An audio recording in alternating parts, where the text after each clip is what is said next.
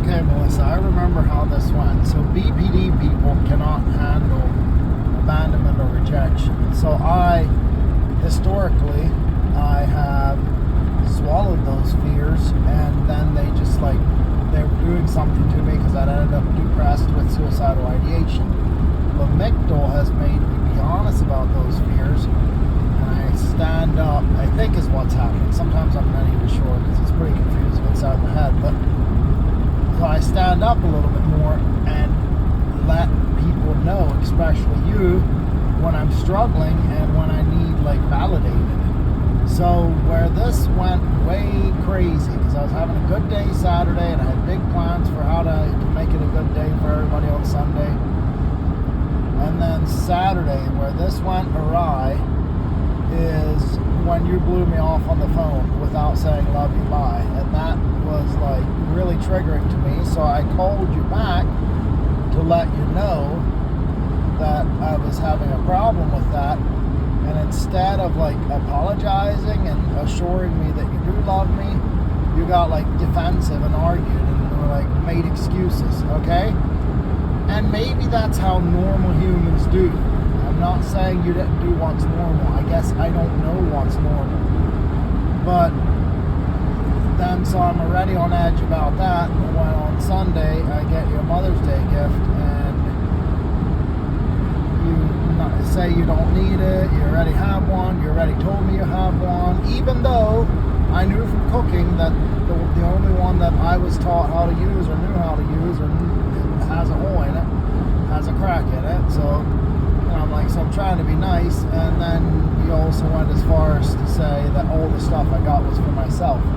So that is super, super hurtful. They compare it to having no skin and smacking a bare body without skin on it to protect it.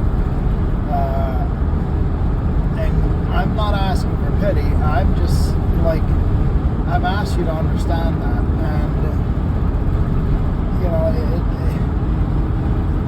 Saturday, it sure didn't help that you got all defensive and argued and made excuses when I shared a feeling, because that put me on edge. And yeah, the same thing would have happened Sunday anyway, but I wouldn't have been on edge already, so it wouldn't have been doubled up. So anyway, I figure you'll probably not even watch this video this far or listen to it this far, but I just wanted to share that in case you at all care to ever try to make things work, because I don't know how to change myself, and the medicine and the therapist, the multiple therapists, none of them seem to know how. I have hope with that lady in Sunbury. She seems to know her stuff as a dialectical behavioral therapist, but the fact that I hardly ever see her is not helping. So, because they said with a dialectical behavioral therapist and borderline personality disorder, it can usually be not cured, but treated well enough to live normally within 10 years. So, I feel right now that's also adding frustration, because I feel it's just delayed because we keep skipping the appointments, and the treatment really hasn't started because she's just basically doing assessment stuff yet every time I go in. So,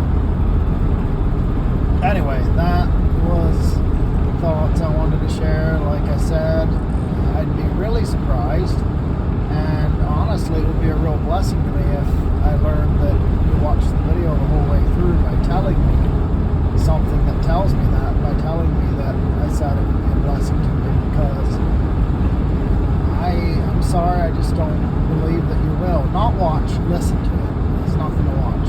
Listen to it while you drive or something. So if you do, let me know. That would be really cool. But if not,